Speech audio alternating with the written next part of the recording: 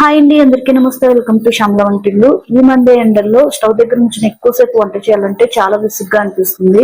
ఇలా సింపుల్ గా పెరుగు చట్నీని ట్రై చేయండి. కడుపులో చల్లగా హాయిగా తిన్న కొద్ది తినాలనిపించాలి. చాలా టేస్టీగా ఈ పెరుగు చట్నీని ఎలా చేసుకోవాలో ఈ వీడియోలో చూసేద్దాం. వీడియోని స్కిప్ చేయకుండా చివరి వరకు చూడండి. మీకు కనుక ఈ వీడియో నచ్చినట్లయితే వీడియోకి ఒక లైక్ చేసి ఛానల్ ని సబ్స్క్రైబ్ చేసుకుని సపోర్ట్ చేయండి.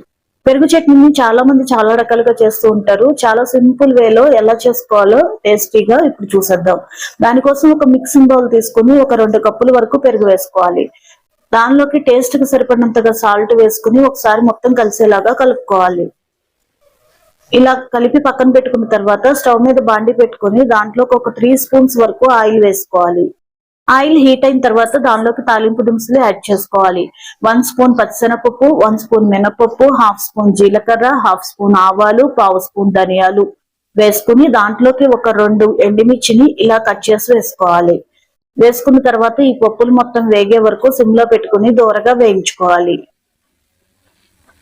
ఈ పప్పులు దోరగా వేగిన తర్వాత దానిలోకి కారానికి సరిపడిన పచ్చిమిర్చిని సన్నగా చీలికలుగా కట్ చేసి వేసుకోవాలి. అలాగే సన్నగా తరిగి పెట్టుకున్న కరివేపాకుని వేసుకొని కొద్దిగా ఒక 1/2 స్పూను పసుపు వేసుకొని మరొక 2 నిమిషాల పాటు వేయించుకోవాలి. ఇలా తాలింపు మొత్తం వేగిన తర్వాత దానిలోకి ఒక మీడియం సైజు ఉల్లిపాయని మీడియం గా కట్ చేసుకుని మరీ పెద్ద ముక్కలు కాకుండా మరీ సన్నగా కాకుండా మీడియం సైజులో ముక్కలు కట్ చేసుకుని వేసుకోవాలి. ఇలా ఉల్లిపాయ ముక్కలు వేసిన తర్వాత కరెక్ట్ గా 1 నిమిషం పాటు వేయించుకుంటే సరిపోతుంది. ఉల్లిపాయ ముక్కలు బాగా మెత్తబడిపోకూడదండి, కొద్దిగా లైట్ గా వేగితే సరిపోతుంది. కొద్దిగా క్రిస్పీగానే ఉండేటట్లుగా వేయించుకోవాలి. 1 నిమిషం పాటు కొద్దిగా వేగనిస్తే సరిపోతుంది. ఇలా మొత్తం వేగిన తర్వాత దానిలోకి సన్నగా తరిగి పెట్టుకున్న కొత్తిమీర తరుగు వేసుకుని ఒకసారి కలిసేలా కలుపుకోవాలి.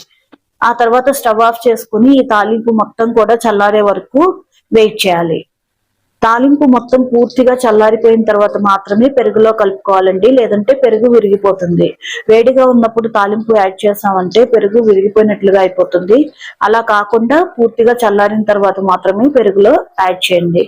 ఇలా పూర్తిగా చల్లారిన తాలింపుని పెరుగులోకి వేసుకున్న తర్వాత ఇప్పుడు ఈ మొత్తాన్ని కూడా బాగా మిక్స్ చేసుకోవాలి. ఈ పెరుగులో కలిసేలాగా మొత్తాన్ని బాగా కలుపుకోవాలి.